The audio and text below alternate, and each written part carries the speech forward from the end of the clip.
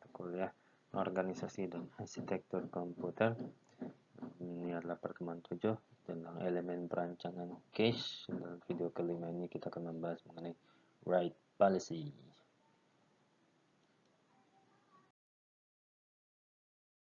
Nah, sebenarnya yang sudah kita bahas sejauh ini semuanya ternyata adalah bagian dari elemen perancangan KC.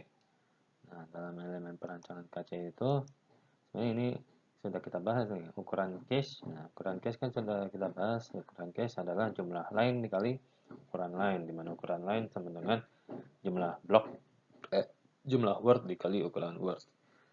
Nah, dari situ pemetaan juga kita sudah bahas, ada 3 macam: direct mapping, associative mapping, dan set associative mapping. Kemudian algoritma penggantian juga kita sudah bahas, yaitu LRU, FIFO, RFU, dan ada satu lagi random. Nah, random itu sebenarnya caranya hanya pada item blok baru yang pengen masuk, dia akan menggantikan blok lama yang acak.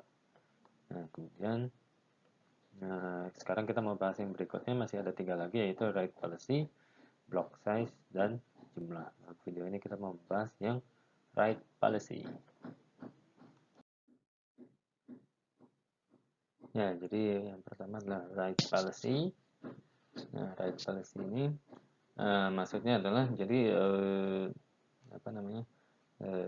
cache itu kan memori, sedangkan memori juga memori, sedangkan dua-duanya isinya alamat yang sama. Jadi pasti timbul masalah untuk sinkronisasi antara isi keduanya.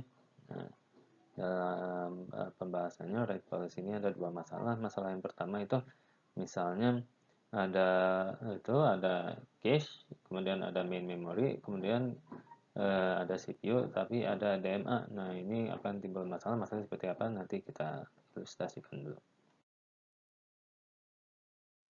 Nah, jadi problem satu ini digambarkannya kayak gini. Misalnya CPU ingin membaca alamat 1. Ya, misalnya alamat 1 itu isinya adalah X. Nah, kemudian karena CPU membaca alamat 1 dan dibawa ke sini, ke cache, maka di cache alamat 1 menjadi X. Alamat 1 jadi X. Nah, terus habis itu misalnya CPU mengubah nilai X ini menjadi Y, maka alamat 1 berubah menjadi Y. Nah, cuman yang diubah kan yang di cache, yang di main memory nggak diubah. Nah, sedangkan kita punya DMA, masih ingat DMA itu adalah modul yang bisa melakukan copy dan paste, read dan write ke memori utama tanpa melalui CPU. Nah, DMA, maka karena dia tidak perlu melalui CPU, dia akan langsung ke memori utama. Dia akan mengakses alamat 1, misalnya alamat 1 isinya X, padahal yang benar adalah Y.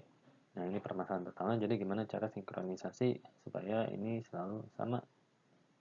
Ada 2 solusinya. Yang pertama adalah write through, dan yang kedua adalah write back. Nah, itu gimana?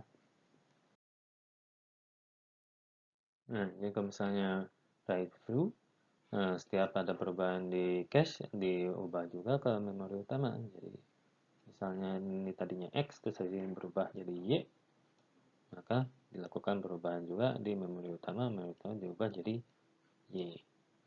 Terus habis itu misalnya berubah lagi jadi Z misalnya, dia akan juga berubah menjadi Z. Nah, cuman ini tidak efektif karena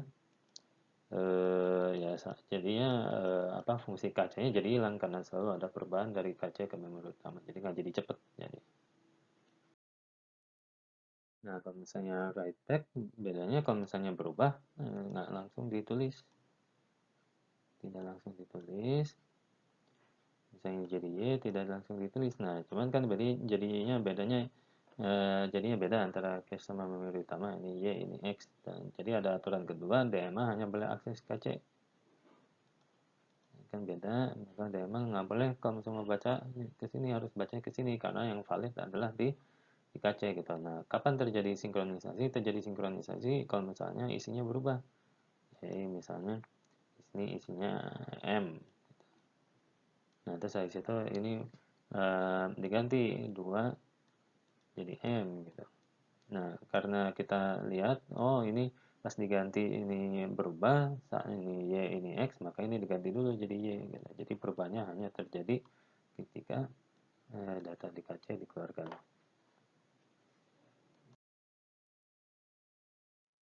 Ya, jadi itu adalah akhir dari video kelima. Dalam video ini kita berhasil membahas masalah pertama dalam write policy. Nanti di video berikutnya kita akan bahas ada satu masalah lagi dalam write policy. Terima kasih atas perhatian Anda. Sampai jumpa.